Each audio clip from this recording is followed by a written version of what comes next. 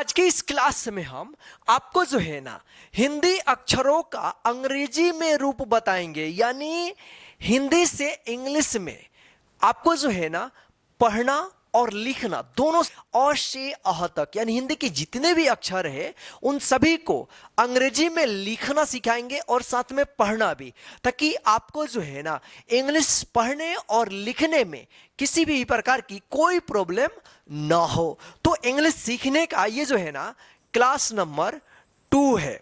इससे पहले वाले क्लास में हम हिंदी की वर्णमाला ए से जेड तक बड़े और छोटे अक्षरों को पढ़ना, पहचान करना और साथ में लिखना भी सिखाए थे, ठीक है ना।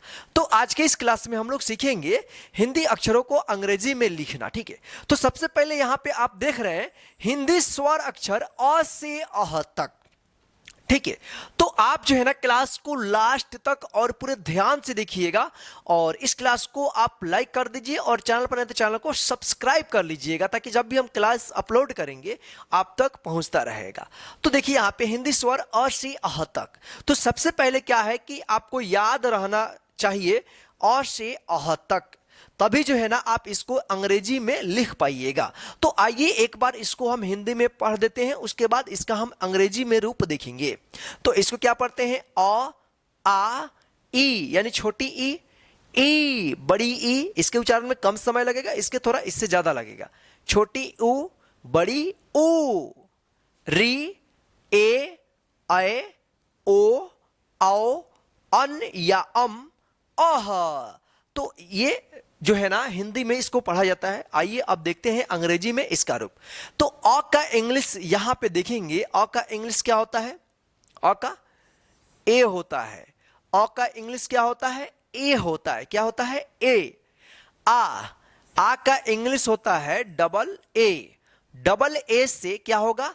आ। छोटी ई का इंग्लिश क्या होता है? आई होता है। छोटी ई से, यानी छोटी ई का इंग्लिश क्या होगा? आई से ई। बड़ी ई, तो बड़ी ई क्या होता है? डबल ई होता है। डबल ई होगा, डबल ई, ठीक है। अब देखिए यहां पे ऊ, छोटी ऊ है, तो छोटी ऊ का क्या होता है? यू से छोटी ऊ, ठीक है। अब देखिए यहां पे बड़ी ऊ, तो बड़ी ऊ का इंग्लिश क्या होता है? डबल ओ होता है। डबल ओ से ऊ।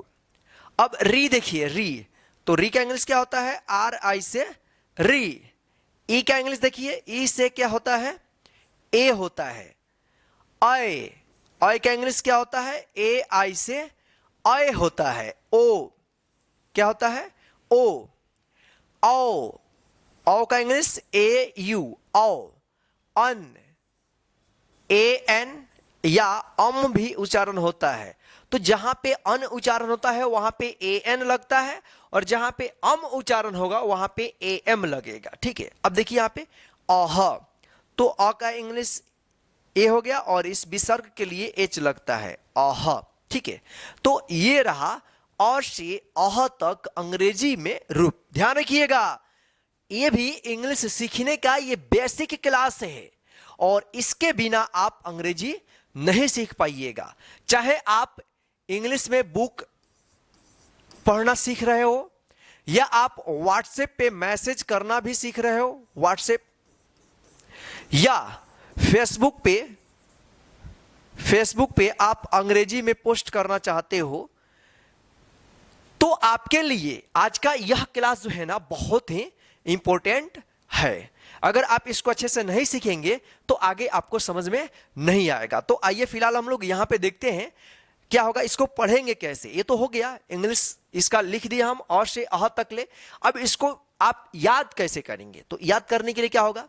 ए से अ, डबल ए से आ, आई से ई, डबल ई से ई, यू से ओ, डबल ओ से ओ, आर आई से री, ई से ए आई से आई, ओ से ओ, ए यू से औ, ए एन से अन या ए एम से अम, ए एच से अह।